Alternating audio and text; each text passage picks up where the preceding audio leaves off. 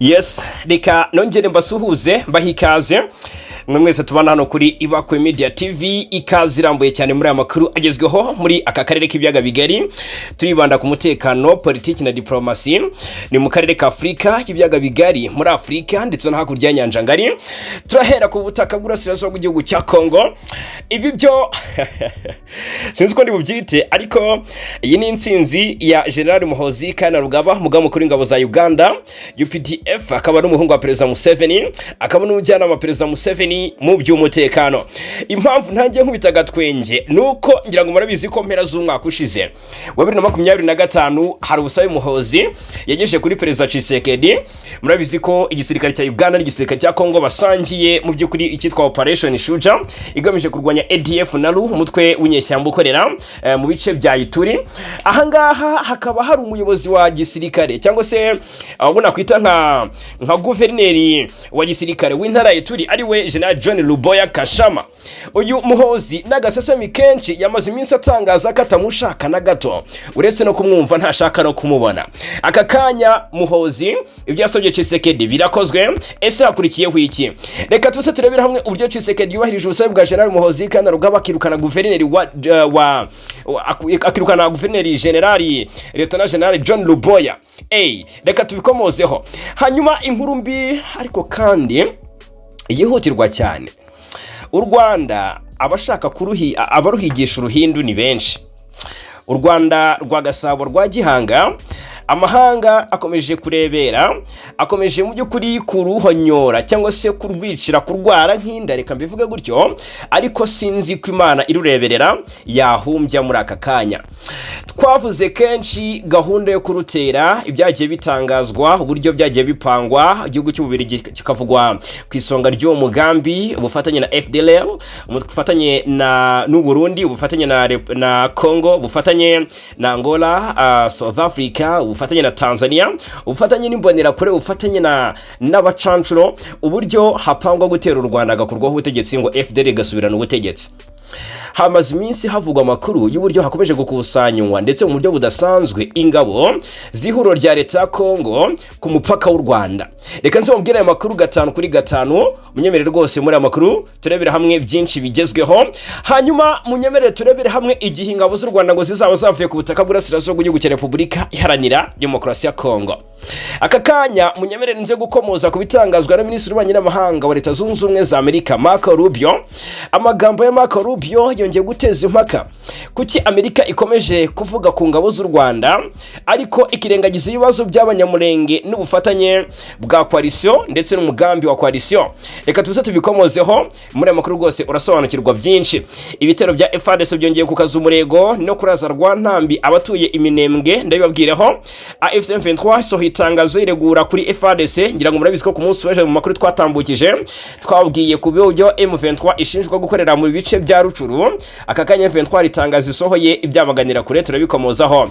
Umuherwe wari inshuti y'akadasuka President Yishimiye ari mu mazi abira azira AFC M23 n'u Rwanda. SU ninde ndaje mbabwiraho 5 kuri 5.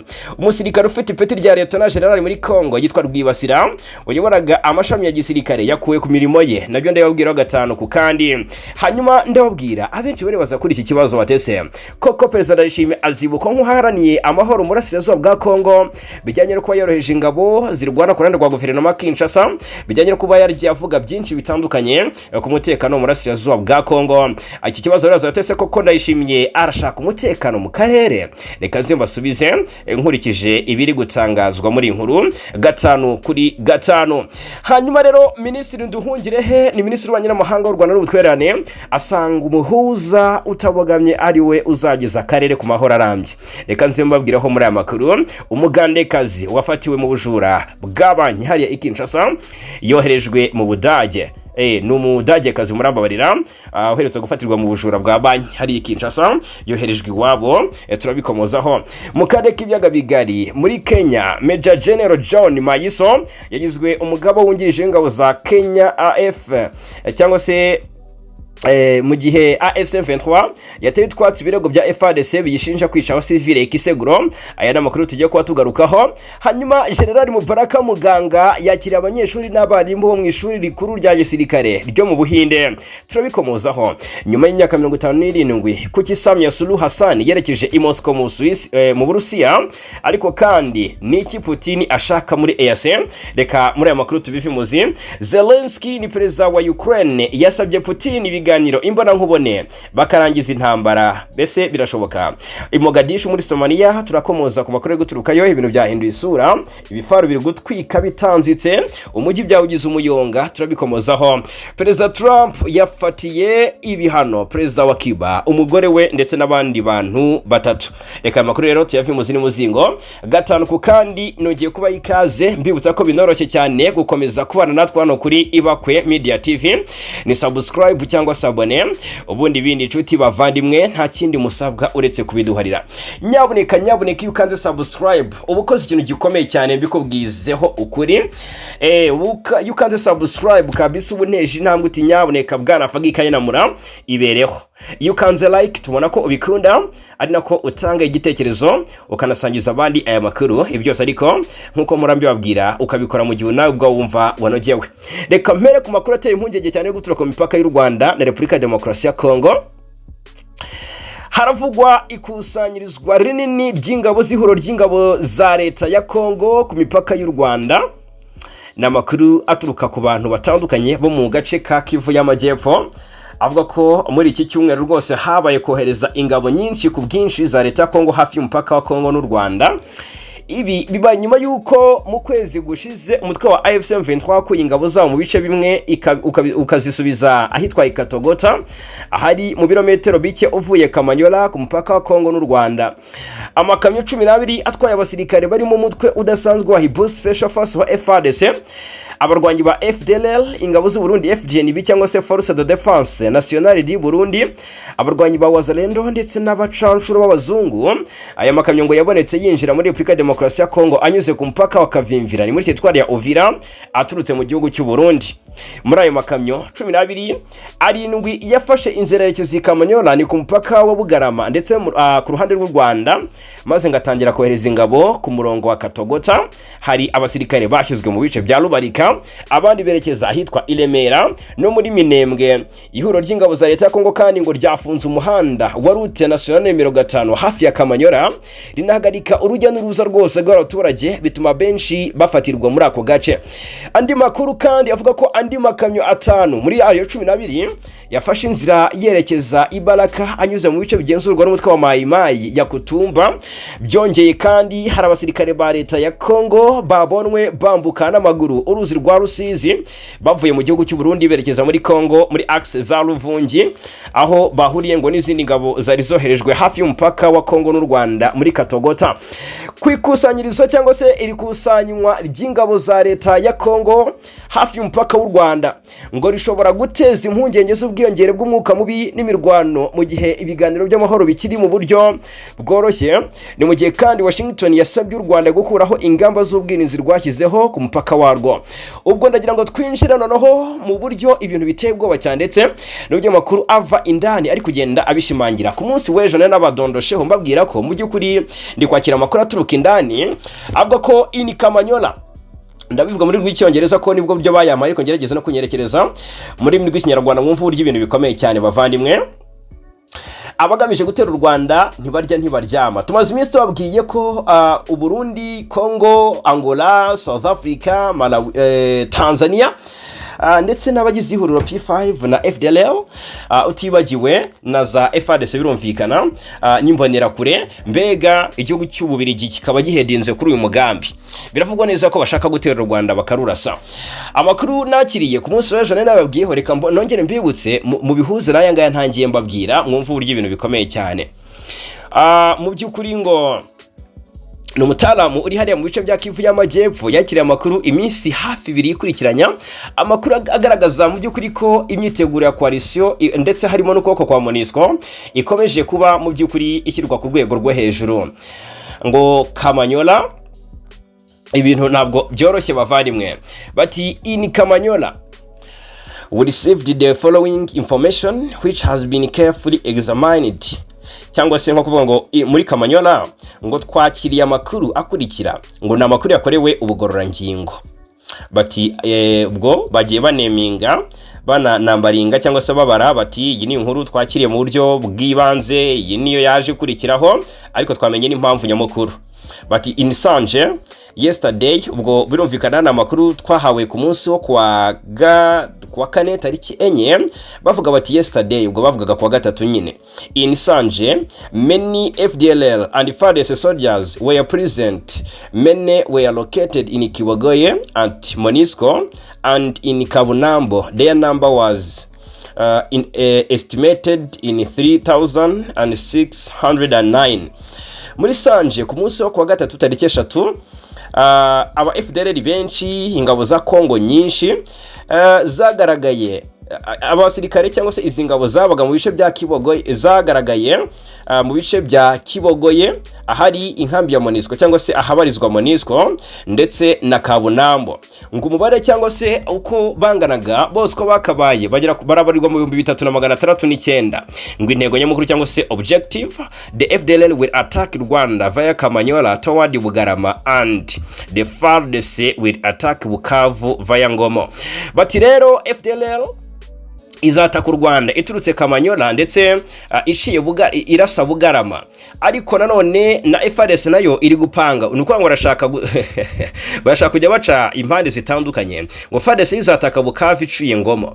Bavandimwe bakavuga bati nka Kigogo hari aba Fardc benshi nimbonera kure zaturutse mu Burundi ndetse n'abazalendo baturutse mu matsinda 6 aba ngo nabo bagaragaye muri ibyo bice bya Kagogo, ndetse bikavugwa neza ko intego yabo y'umukuru ari ukwataka ahitwa Kageregere. Abahazi muze kumbwira ahitwa Ruvungi Fardc forces cyangwa se ingabo za Kongo wazalendo na FDLR bagaragaye cyane ku bwinshi mu bice bya hangaha Ruvungi. Intego nyamukuru rero ngo bafite ngo nukugaba bitero cyangwa se kubombereza ahitwa Katogota. Ikalemi Kinshasa yohereje icyitwa drone ndetse n'amahereko butagira kuri 7. Gahunda yayo rero ngo nukwataka cyangwa se kugaba bitero mu bice bya Bukavu, Bugarama no ku ruhande rw'u Rwanda nyine birumvikana, bakataka bagahungabanya umutekano w'u Rwanda. Aya ngo namakuru agikorerwa ubugororangingo kandi mu by'ukuri bivugwa ko ari amakuru aremereye cyane. Nshuti bakunzi bacu murabyumva neza, nizere ko tugenda na gatanu ku kandi. Ibi bije bikurikira amakuru n'ubundi nari ntangiye mbabwira y'uburyo havuzwe ikusanywa rinini ry'ingabo z'ihoro rya leta ya Kongo ku mipaka y'u Rwanda. Tubabwira ibyiri coalition n'uburyo iri kwiyambamanyiriza gutera u Rwanda. Ese murumva koko uyu mugambi uhari? Nubwo mu by'ukuri bigaragara ko bawukora mu ibanga, gusa amakuru tukayakurura mu buryo bwacu bwihariye bijyanye no kwa tugira imboni hirya no hino mu bice bitandukanye. Murumva koko uyu mugambi Imana irebera u Rwanda yahumbya ukagerwaho mukurikije uko ingabo z'u Rwanda zakajije ingamba z'ubwirinzi ku mipaka, dore ko ari ingamba leta z'ubumwe za Amerika ziri gusaba u Rwanda gukuraho. Murabona koko abigana he? Nagira ngo dusangire ibitekerezo bavandimwe, kuko aya namakuru mu by'ukuri mba nakira kandi akaba ari amakuru abakomeye cyane mba ngomba kugira ngo mu by'ukuri nyabasangize mu buryo bumwe cyangwa se ubundi. Izo ngamba z'ubwirinzi z'u Rwanda ziriho kandi zikaba zimwe mu zizaburizamo ibyo bitero coalition iri gutegura ku bwinshi. Ariko se mwumvise amagambo aherutse gutangazwa n'umunyamabanga wa leta zunze ubumwe za Amerika ushinzwe ububanyi n'amahanga Marco Rubio, azikomoza kubw'uko ngo Washington ngo yizeye ko ingabo z'u Rwanda ziri muri Republika Demokarasi ya Kongo ngo zizaba zatangiye kuhava mu kwezi gutaha kwa 7. Yongeye kubyutsa impaka rero ndende ku buryo Amerika ireba ikibazo cy'umutekano mu burasirazuba bwa Kongo. Amerika ifatwa nk'umuhuzi ukwiye kuba atabogamye, ariko kandi akaba akomeje kubogama mu buryo budasanzwe. Reka tubirebere hamwe. Yitwa Marco Rubio yabitangarije komisiyo y'ububanyi n'amahanga y'inteko nshinga amategeko ya Amerika, aho yavuze ko hari intambwe imaze guterwa mu ishyirwa mu bikorwa ry'amasezerano y'amahoro hagati ya Kigali na Kinshasa. Avuga kandi ko Washington ibona ibimenyetso by'uko u Rwanda rutangiye kubahiriza ibyo rwemeye. Nyamara amagambo yongeye kuzamura ikibazo kimaze imyaka myinshi kivugwaho, mu by'ukuri azamura impaka. Ese koko u Rwanda rufite ingabo umurasirazuba bwa Kongo? Mumbwire namwe. Kuva intambara y'ihuriro Alliance Fleuve Congo M23 yongeye kubura umurasirazuba bwa Kongo, leta y'u Rwanda yakomeje guhakana yivuye inyuma ibitero by'uko ibirego by'uko ifite ingabo zayo ku butaka bwa Kongo nk'uko ibishinjwa. Kigali yakomeje gushimangira ko nta ngabo zayo ziri muri Kongo, ahubwo ko yafashe ingamba zo gukaza umutekano ku mipaka yayo kubera ibikorwa by'imitwe y'urwanya irimo FDLR n'umutwe washinzwe n'abagize uruhare muri jenoside yakorewe abatutsi muri 1994. Mu bihe bitandukanye abayobozi b'u Rwanda bagiye bavuga ko ikibazo nyamukuru atari u Rwanda, ahubwo ko ari ukubaho kwa FDLR n'ubufatanye bw'uyu mutwe w'igisirikare cya Kongo Fardc. Ibintu byaragarutsweho muri raporo zitandukanye z'imiryango mpuzamahanga. Rero ni muri urwo rwego amagambo y'Amakuru yavuzwe nkaho afata mu by'ukuri nk'ukuri ibirego bya Kinshasa mu gihe Kigali itigeze yemera ayo makuru. Abakurikiranira hafi iki kibazo bakomeje kwibaza impamvu Amerika igaragaza ubushake bwo gushyira igitutu ku Rwanda ndetse no ku mutwe wa AFC M23, ariko ntigaragaza imbaraga nk'izo mu kwamagana ibindi bibazo bimaze imyaka myinshi byibasira abaturage mu burasirazuba bwa Kongo. Mu myaka irenga 10 ishize imiryango myinshi y'abanyamurenge yakomeje gutabarizwa amahanga ivuga ko mu by'ukuri abaturage bayo bagabweho ibitero ku bwinshi n'imitwe yitwaje intwaro ikorana cyangwa se ifatanya na Fardc, harimo Wazalendo, FDL ndetse n'ingabo z'u Burundi zoherejwe muri Republika Demokarasi ya Kongo hashingiye ku masezerano y'igisirikare hagati ya Gitega ndetse na Kinshasa. Mu bihe mu bice bya Minembwe, mu bice bitandukanye nyine bya Minembwe, Bibogobogo, Bijombo, Mikenke, Rurambo n'ahandi muri teritwari ya Fizi na Uvira, abaturage bavuga ko habaye ubwicanyi, gusahura imitungo, gutwika imihana ndetse no kunyaga umutungo ku rwego rutarabonerwa umuti. Imiryango iharanira uburenganzira bwa muntu cyangwa se inyungu z'abanyamurenge ivuga ko mu myaka mike ishize inka zisaga 500 zanyazwe. Abaturage b'abanyamurenge mu bitero byagabwe n'imitwe yitwaje intwaro bagiye bicwa mu bice bitandukanye mu plateau ya Minembwe. Aya matungo yari isoko cyangwa se yari isoko nyamukuru y'ubukungu bw'ingo nyinshi zo muri ako karere. Kugeza ubu nta gahunda ifatika ya leta Kinshasa iratangazwa gusubiza ayo matungo cyangwa se guhana ababigizemo uruhare. Ibigaragaza ko nta butabera abanyaminembwe bazigera babona rwose, n'ababutegereje ubwo bizereka amaso azahera mu kirere. Abaturage benshi bakomeje kwibaza impamvu ibibazo nk'ibi bidahabwa umwanya ukwiye mu biganiro mpuzamahanga, mu gihe ikibazo cya M23 aricyo gihora kivugwa cyane mu nama mpuzamahanga no bitangazamakuru bikomeye. Kimwe mu bibazo bikomeje guteza impungenge ni ibirego by'ubufatanye hagati ya Fardc n'imitwe irimo FDLR ndetse na Wazalendo. Raporo zitandukanye z'impuguke za Loni n'izindi cyangwa se z'imiryango mpuzamahanga zagiye zigaragaza ko hari ibikorwa by'ubufatanye hagati y'izi mpande mu rugamba rwo guhangana na AFC M23. Nyamara abasesenguzi bamwe bavuga ko Amerika n'ibihugu byo mu burengerazuba bw'isi bidakunze gushyira imbaraga nyinshi mu kwamagana ubwo bufatanye nk'uko ibikorwa ku birego bishinja u Rwanda cyangwa se AFC M23. Ibi rero bituma bamwe babona ko hari uburyo ikibazo cya Kongo gisuzumwa hakurikijwe inyungu za politike n'ubukungu, aho uburenganzira bw'abaturage bamwe busa n'ubudahabwa agaciro kangana nk'akabandi. Nubwo Amerika yemeza ko hari icyizere cy'uko amasezerano yasinywe hagati ya Kigali na Kinshasa azatanga umusaruro, impuguke nyinshi zivuga ko amahoro arambye atazagerwaho igihe cyose impamvu z'umuzi zateye intambara zizaba zitarakemurwa. Harimo kandi n'ikibazo cy'umutekano muke w'abanyekongo bivuga Ikinyarwanda, ikibazo cya FDLR gizwe n'abasize ku Rwanda muri jenoside yakorewe abatutsi, ikibazo cy'ivangura rikomeye rikorerwa amoko amwe namwe, ikibazo cy'uburenganzira ku butaka ndetse n'ikibazo cy'imitwe yitwaje intwaro ikomeje gukorera mu burasirazuba bwa Repubulika ya Demokarasi ya Kongo. Abakurikiranira hafi iki kibazo bavuga ko amahoro nyayo azasaba ko amahanga areba ibibazo byose nta kurobanura, aho kwibanda gusa ku ruhande rumwe rw'amakimbirane. Mu gihe Washington ikomeje kugaragaza icyizere ku masezerano y'amahoro, abaturage mu misozi miremire ya Minembwe, Bijombo na Mikenke bo bavuga ko rwose igikenewe mbere na mbere ari umutekano, ubutabera n'uburenganzira bungana ku baturage bose hatitaye ku bwoko cyangwa se inkomoko yabo. Nkuko natangiye mbibabwira ku nkuru y'impinduka zakozwe na Perezida Tshisek ku busabe bwa General Muhoozi na Rugaba, iyi ni inkuru iremereye kabisa ngomba guhita mbagezaho. Birumvikana ko mwabibonye no kuri titre nabikoze cyangwa se nayihereyeho naba ngiye kure. Perezida Felix Tshisekedi wa Repubulika ya Demokarasi ya Kongo yavanye ku mirimo Lieutenant General John Luboya Nkashama wari umaze imyaka 5 ari guverineri wa gisirikare w'intara y'Ituri. Kuri wa gatanu tariki 5 Kamena nibwo Tshisek yavanye Luboya kuri ziriya nshingano nk'uko bigaragara mu iteka ryasomeye kuri radio na televiziyo bya leta, radio televiziyo nationale ya Congo RTNC. Yahise asimburwa na General Major Kasongo Mulumba Batoka Gabi. Lieutenant General Luboya yavanwe ku nshingano zo kuyobora intara y'Ituri mu gihe umugaba mukuru w'ingabo za Uganda General Muhoozi akaba n'umuhungu wa President Museveni kabisa yakunze kugaragaza ko atamushaka na gato. Muhoozi mu butumwa yatambukije ku rubuga rwa X azari Twitter mu mpera z'umwaka ushize yakunze gusaba ubutegetsi bwa Kinshasa kuvana mu by'ukuri uriya musirikare ku buyobozi bwa Ituri. Mu mpera z'umwaka ushize Muhoozi yanditse ku mbuga nkoranyambaga kuri X ati ndashaka ibintu bitatu byonyine muri Congo.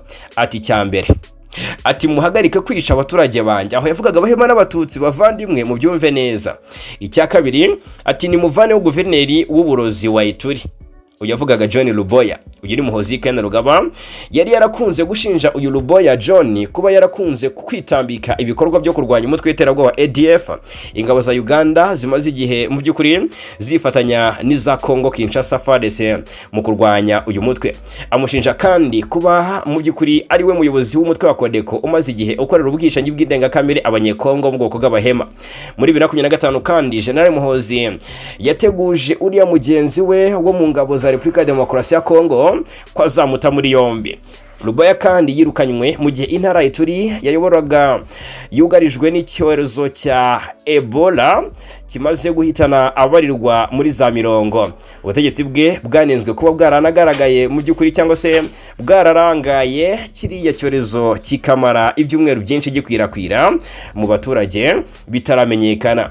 Hanyuma ubwo ngubwo ndagira ngo mu by'ukuri turebere hamwe ubwo Luboya yirukanwaga ku nshingano zo kuba guverineri wa gisirikare mu ntara y'Ituri. Ntabwo ari zo mpinduka zakozwe gusa hano mu burasirazuba bwa Repubulika Iharanira Demokarasi ya Congo, kuko nahoze mbona, reka turebe niba mpita mbibona cyangwa se niba iyi nkuru mpita nyigeraho, hakozwe n'izindi mpinduka.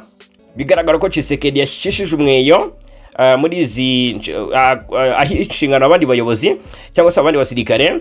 Uwitwa Lieutenant General Rwibasira Ruyumbu Obedi w'ingabo za Congo yahagaritswe ku mirimo ye yo kuba komanda w'amashuri ya y'igisirikare cya Congo nk'uko bigaragara mu nyandiko y'umugaba mukuru wa Fardc.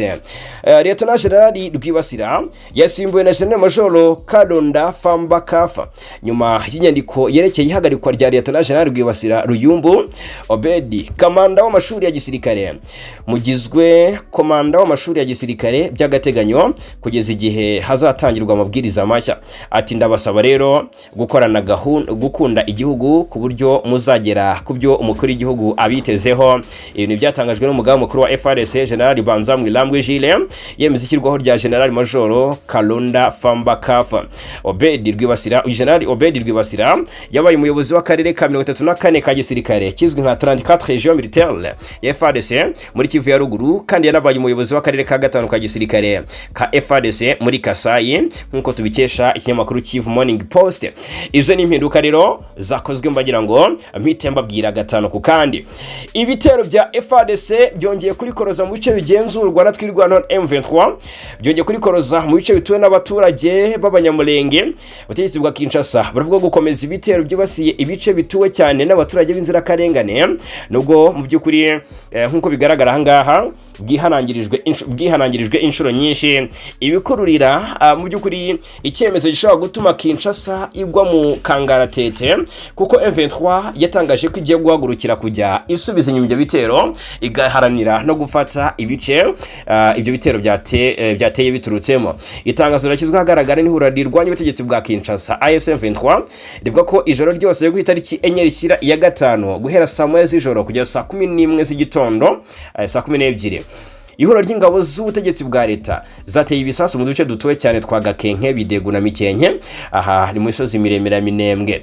Iri tangazo rikomeza rivuga ko hakoreshejwe drone za kamikaze na drone zo mu bwoko bwa KT-1 na KT-6. M23 yongeye gushimangira ko izakomeza kurinda umutekano w'abasivile ndetse n'umutungo wabo. Ibi rero bigakurura kuba koko M23 nifata umwanzuro biza kurangira rwose yigaruriye ibyo bice mu buryo bumwe cyangwa se ubundi, aho bitera biturutse ndavuga ibyo bitero, naho M23 ikaba yahafata. Iki nicyo nababwira. Iri huriro kandi mu makuru ari kuvugwa cyane ryasohoye itangazo ku munsi w'ejo rihakana ryivuye inyuma ibirego bimaze iminsi bitangazwa n'abakorani rwa guverinoma Kinshasa. Amakuru yatangajwe ku munsi w'ejo twababwiyeho ko Fardc ishinja M23 kwica abaturage barenga 10 mu gace ka Kiseguro ni muri territoire ya Rucuru, akaba ari muri Nokivu. Ngo ni byabaye ku itariki 3 nibwo Fardc yasohoye iryo tangazo rivuga ko mu by'ukuri ku wa kabiri tariki 2 Kamena abaturage 10 biciye mu gace ka Kiseguro ni hafi ya parike y'igihugu ya Virunga muri groupement ya Binza muri chefferie ya Bwito, territoire ya Rucuru ni muri Nokivu.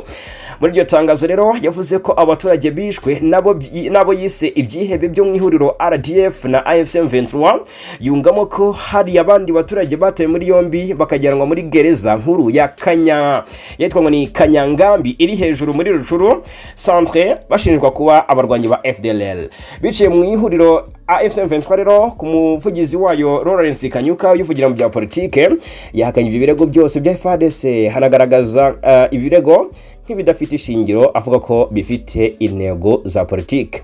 Yagaragaje ko ibyatangajwe n'igisirikare cya Kongo biri mu by'ukuri mu bukangurambaga bwo gukwirakwiza amakuru y'ibinyoma kugira ngo ubutegetsi bwa Kinshasa buyobye ibitekerezo by'abaturage n'amahanga. Ati ni ibirego ni ibinyoma, nta shingiro bifite kandi bifite impamvu za politike.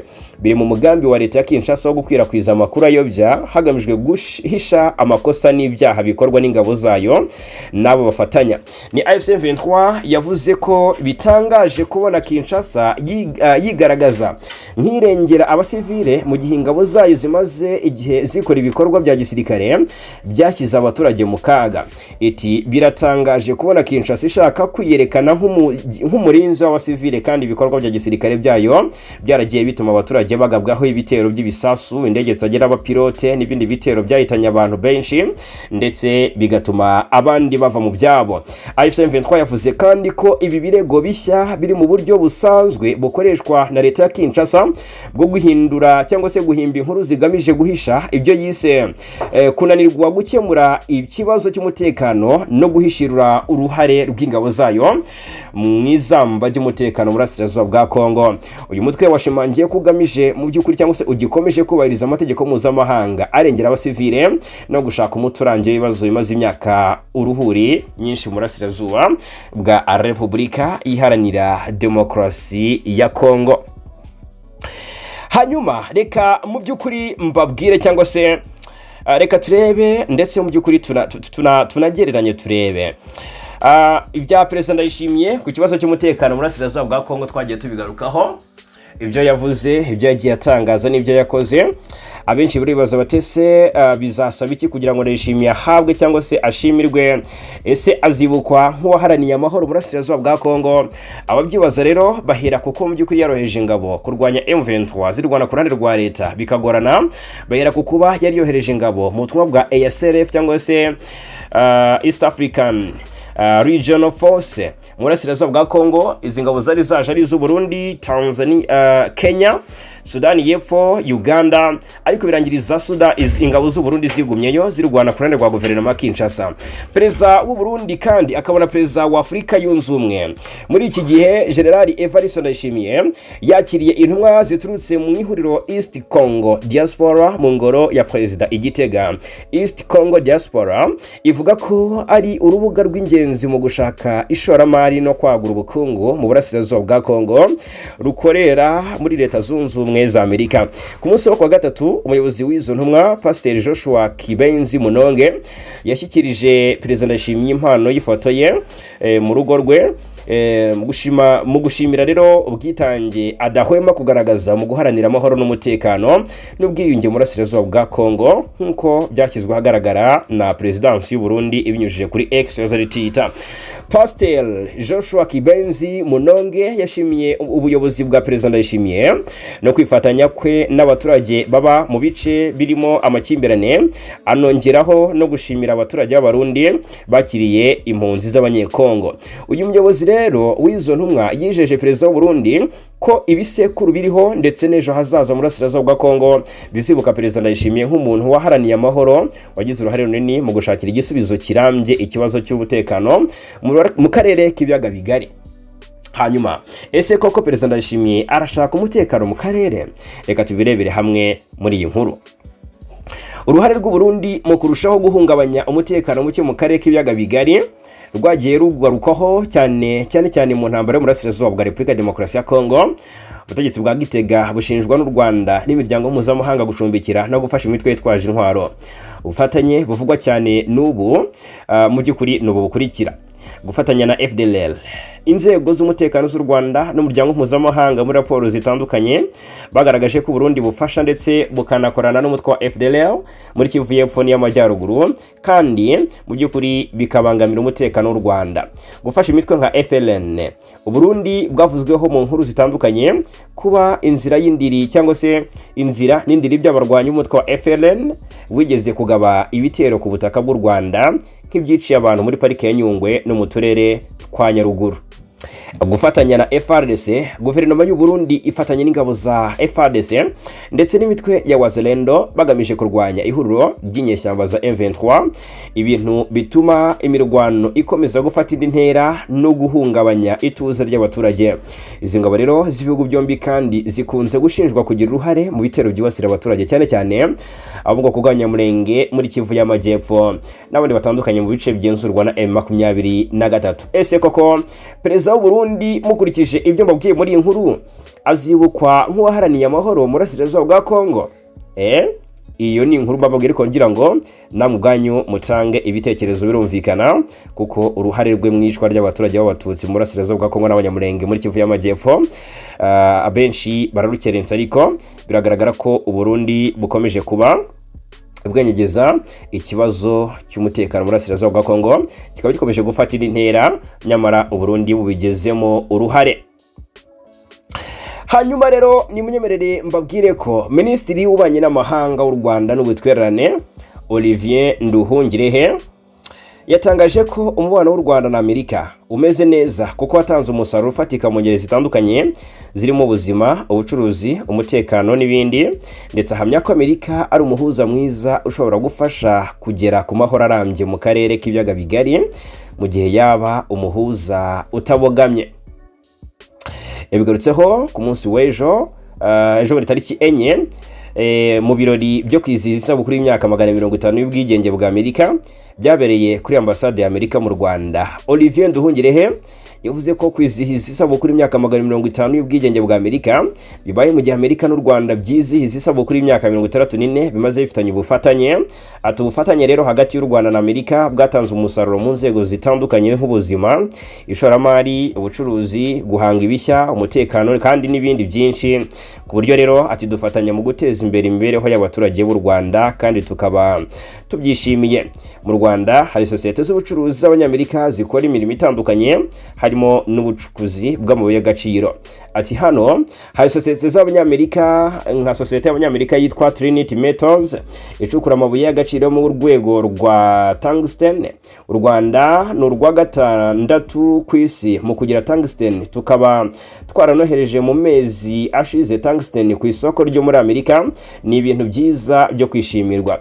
Amerika kandi yabaye umuhuza mu biganiro byahuje u Rwanda na Kongo, yasize hasinywa amasezerano y'amahoro n'ubufatanye mu by'ubukungu yashizweho umukono i Washington DC ku ya 4 Ukuboza umwaka ushize.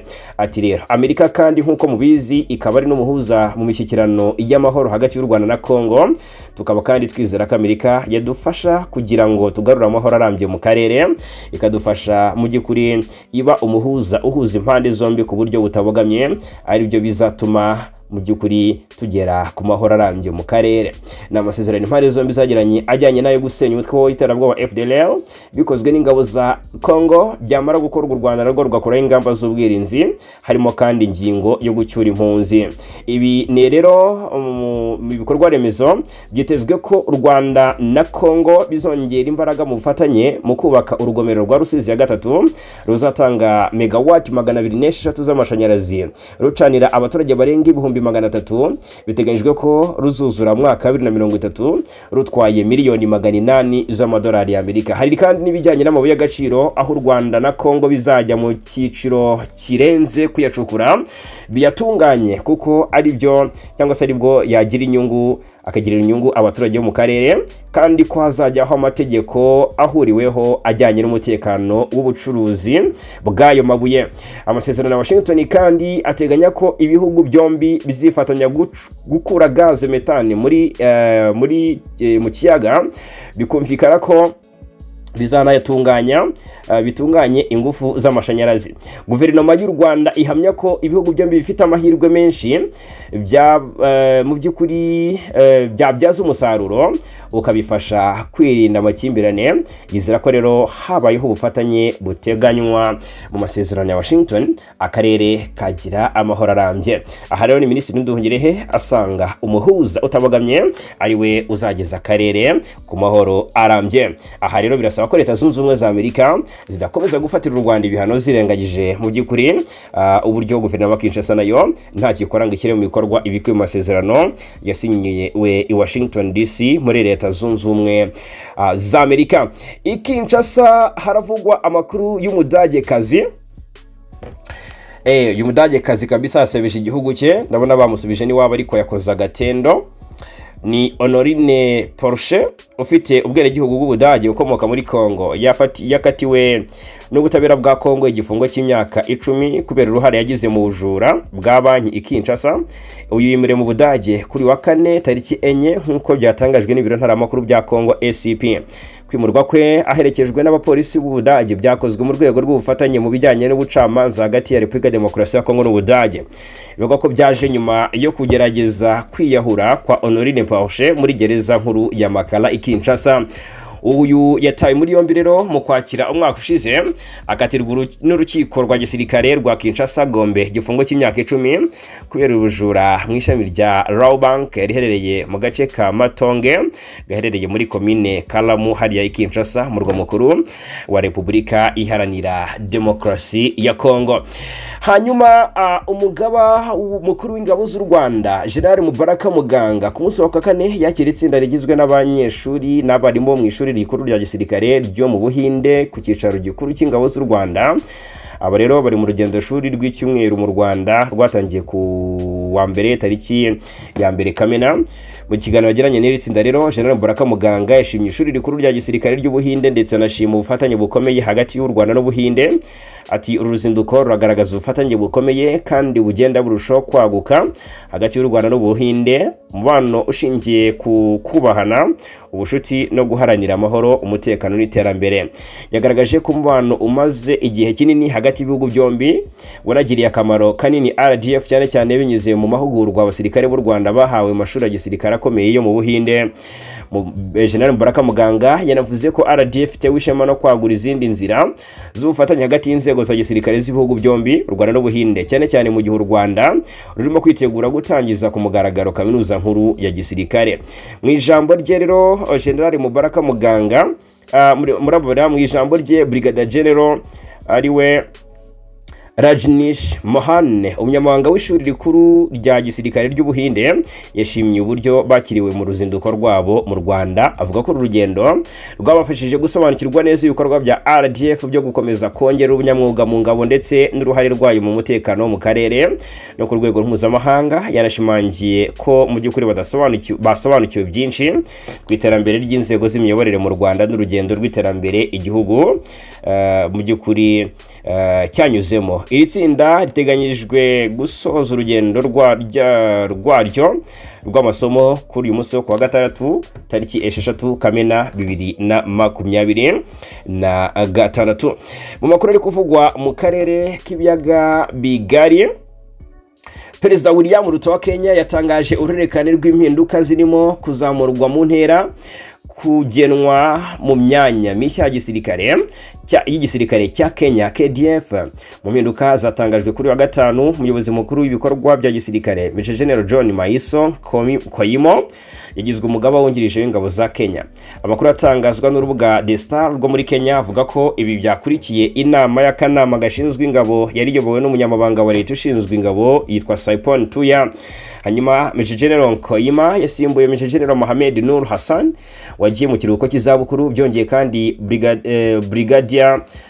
Brigadier Mohamed Salah Faraha wari umuyobozi w'ibirindiro by'igisirikare cyo mu kirere bya Laikipia yagizwe umuyobozi wungirije w'ingabo zirwanira mu kirere muri Kenya. Brigadier General William Kamoiro yazamuwe agirwa Major General kandi agirwa umuyobozi mukuru w'ibikorwa bya gisirikare. Hakozwe n'izindi mpinduka rero mu gisirikare cya Kenya, bigaragara ko Perezida William Ruto yakane cyangwa se yafashe imyanzuro igiye ikomeye. Hanyuma turacyari mu makuru ari kuvugwa mu karere k'ibiyaga bigari. Perezida wa Tanzania Samia Suluhu Hassan amaze iminsi mu ruzinduko rw'amateka mu gihugu cy'Uburusiya ku butumire bwa Perezida Vladimir Putin. Ni nyuma y'imyaka 57 mu by'ukuri n'uruzinduko rwa mbere rw'umukuru w'igihugu cya Tanzania i Moscow kuva igihe washinze Tanzania ya none ari we Julius Nyerere yahasuraga muri 1939. Nubwo mu itangazo rya leta ya Tanzania yatangaje ko uruzinduko rugamije guteza imbere ubucuruzi, ishoramari ndetse n'ubufatanye hagati y'ibihugu byombi. Muri Joro Politike hari byinshi nyuma y'uruzinduko, cyane cyane mu gihe isi iri kwinjira mu rugamba rushya rwihangana hagati y'ibihangange. Tanzania iri gusubira ku murage wa Nyerere, ibyo benshi bibaza ariko ndashaka kubasubiza hanga muri iyi nkuru. Mu gihe cy'intambara y'ubutita, Nyerere yari umwe mu bayobozi bakomeye ba Afurika bakurikizaga politiki yo kutabogama, ikizwi nka non-aligned movement. Yashakaga kugirana umubano n'impande zombi z'isi atagendera ku murongo wa Washington cyangwa Moscow gusa. Uyu munsi rero Samia Suluhu Hassan asa n'ugarura uwo murage. Mu myaka inishize yubatse umubano ukomeye na Amerika, Uburayi n'Ubushinwa, Ubuhinde ndetse n'ibihugu by'Abarabu. Kwerekeza i Moscow ngo bishobora gusobanura ko Tanzania ishaka gukomeza gukorana n'ibihangange byose aho kwisunga uruhande rumwe. Perezida Putin ashaka iki muri Afurika y'Uburasirazuba? Abenshi barabyibaza kubw'iyi impamvu, kuko nk'ubwo ngubwo kuva intambara yo muri Ukraine yatangira, Uburusiya bwashyizweho ibihano byinshi n'ibihugu by'Uburengerazuba. Ibi byatumye Moscow ishaka abafatanyabikorwa bashya muri Afurika, Aziya na Amerika mu by'ukuri y'amajyepfo. Afurika y'Uburasirazuba ikaba ifite ibyambo bikomeye ku nyanja y'Abahinde, umutungo kamere mwinshi n'isoko rinini rigenda ryaguka. Tanzania rero ni kimwe mu bihugu bifatwa nk'irembo ry'akarere kubera ibyambo bya Dar es Salaam na Mtwara ndetse n'ubukungu bugenda bwiyongera. Ku ruhande rwa Putin, kwakira Samia muri iki gihe ngo bishobora kuba ari ubutumwa bwo kwerekana ko Uburusiya bugifite inshuti muri Afurika ubwo bukomeje guhangana n'Uburengerazuba. Ibi bivuze iki ku kibazo cya Kongo rero? Nabyo nagira ngo tubikomozeho. Rero iki nicyo kibazo gishobora kuganirwaho cyane mu karere k'ibiyaga bigari. Tanzania ni umwe mu banyamuryango bakomeye ba East African Community kandi ifite ijambo rikomeye mu kibazo cyangwa se ibibazo by'umutekano byo mu burasirazuba bwa Kongo. Mu myaka yashize Tanzania yohereje ingabo mu butumwa bwa Loni muri Kongo ndetse yanagize uruhare mu ngabo za SADC zoherejwe muri icyo gihugu. Nubwo nta bimenyetso byerekana ko ikibazo cya Kongo ari cyo cyaganiriwe cyangwa se kigambiriwe muri uruzinduko, kwa Moscow ikomeje gushaka ijambo muri Afurika bishobora gutuma yifuza kugera abafatanyabikorwa bafite ijambo ku bibazo byo mu burasirazuba bwa Kongo. Kuko nk'ubwo ngubwo Uburusiya bushobora kunyura muri Tanzania nk'umuyoboro kugera cyangwa se kwagura ijambo ryabwo mu karere, cyane cyane mu gihe Amerika ariyo iyoboye ibikorwa byinshi bya Dipolomasi bigamije gushakira umuti ikibazo cya Kongo. Hanyuma birumvikana ko rero iyi nayo ni imwe mu ngingo ziba zagarutsweho, nubwo biba bitatangajwe nk'imyanzuro yavuye mu biganiro by'abakuru b'ibihugu byombi, ariko Tanzania rwose ku kibazo cya Kongo naho nkeka ko itatangwayo, birumvikana cyane. Hanyuma i Mogadishu muri Somalia Amakuru aturuka i Mogadishu muri Somalia aravuga ko uyu murwa mukuru wibasiwe cyane n'imirwano ikomeye hagati y'ingabo za leta n'imitwe yitwaje intwari ifitanye isano n'abatavuga rumwe n'ubutegetsi, mu gihe igihugu gikomeje kwinjira mu kibazo cy'umutekano ndetse n'ibibazo bya politike n'umutekano. Imirwano yahitanye mu masaha y'ijoro ryo kuwa gatatu abaturage batari bake, ikomeza no ku munsi wa kwa kane mbere yo guhira mu bice bitandukanye byo ku munsi wa kwa gatanu. Rero hano mu mujyi wa Mogadishu mu bice bitandukanye by'umujyi nka nkayitwa ngo ni Haul Wadag ndetse na Abdiaziz, ahumvikanye amasasu menshi n'urusaku rw'intwaro ziremereye. Ibirero byatumye abaturage benshi bahunga ingo zabo n'aka kanya. Ubwoba ni bwose i Mogadishu muri Somalia. Nabuzemo n'ikinyamakuru Chief Response cyegereye igisirikare cya Uganda gisanzwe gifite ingabo muri Somalia, cyanditse ko iyi mirwano irimo impande zitandukanye zirimo ingabo za leta ya Somalia ku ruhande rumwe ndetse n'imitwe ivugwa ko ifitanye isano n'abayobozi batavuga rumwe n'ubutegetsi barimo Sheikh Sharif Sheikh Ahmed wahoze ari perezida ndetse na Hassan Al-Khail wahoze ari minisitiri w'intebe. Byumvikane ko rero ibintu bitoroshye n'aka na gato. Hakurya y'inyanja ngari, Zelensky arasaba Putin ibiganiro imbona nkubone bakarangiza intambara. Ese koko birashoboka? Intambara imaze imyaka myinshi, ibihugu byombi byesurana, imaze gusenya byinshi, ariko perezida wa Ukraine Volodymyr Zelensky mu by'ukuri mu ibaruwa ifunguye yandikiye perezida w'Uburusiya Vladimir Putin, umuyobozi wa Ukraine yavuze ko ari bibi gutegereza gusa kugeza igihe intambara yo mu Burayi izongera kwitabwaho na Leta Zunze Ubumwe za Amerika. Yongera ko amahoro ashobora gusa kuza binyuze mu mikoranire itaziguye hagati ya Ukraine n'Uburusiya. Rero arabona ko ibiganiro bishobotse ari byo byakemura iki kibazo. Se Putin aramwumva byubahirize cyangwa se bemeze ko baganira? Turi ahanga kugira ngo tuhakubere tukumenyere ese koko igishoboka niki.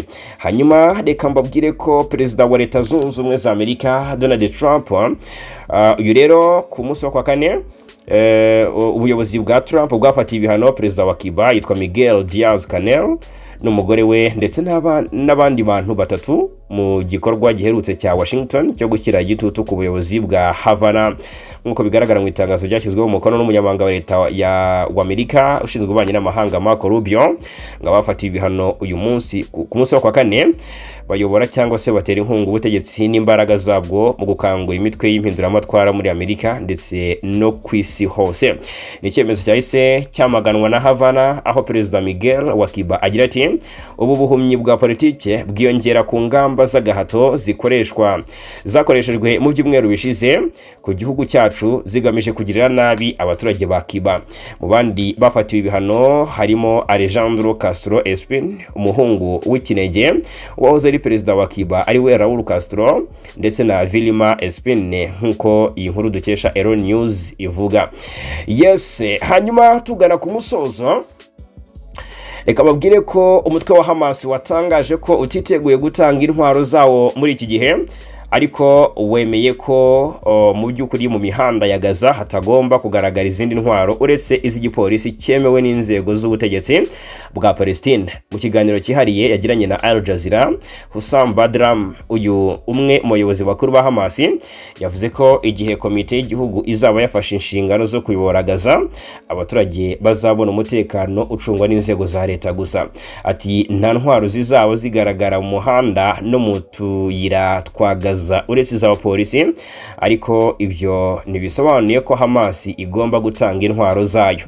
Aya magambo aje mu gihe hateganyijwe ibiganiro bikomeye bizabera i Cairo, aho imitwe 8 ya Palestine izahura kugira ngo ishake umuti w'ibibazo bikomeje gukomera no gukoma mu nkokora agahenge hagati ya Hamas na Israel. Ni ikibazo gikomeye gikomeje kutumvikanwaho n'intwaro za Hamas, Israel ndetse n'abahuza b'amahanga basaba ko umutwe wa Hamas wakwamburwa intwaro mbere y'uko ibikorwa byo kubaka Gaza no gukuraho ingabo za Israel muri ako gace bitangira. Ariko Hamas ivuga ko abaturage ba Gaza batakwemera ko ikibazo cy'intwaro gishyirwa imbere mu gihe abaturage bakomeje kubura ibiribwa, imiti n'ibindi nkenerwa by'ibanze. Abasesenguzi bavuga ko ibiganiro biri kuba mu gihe abaturage ba Gaza bakomeje guhura n'ingaruka z'intambara yamaze imyaka irenga 2. Ibitaro byinshi byarasenyutse, amashanyarazi biracyari ikibazo gikomeye kandi ubufasha bw'ikiremwa muntu bwinjira muri Gaza bukiri munsi y'ubwumvikane bwari bwarakizweho. Hanyuma kandi mu gihe abayobozi bakomeje kuganira ku ntwaro ku mupaka no ku buyobozi bwa Gaza, abaturage basanzwe bakomeje gutegereza umunsi amahoro arambye azagaruka kugira ngo bongere kubaho umutekano usesuye no kubaka ubuzima bwabo bushya. Ngaye nguko rero reka mbashimire cyane kubana natwe muri amakuru yo muri iki gitondo cyo kuwa gatandatu tariki 6 Kamena 2026 5 kuri 5 hano kuri Ibakwe Media TV. Turakomeza kubana.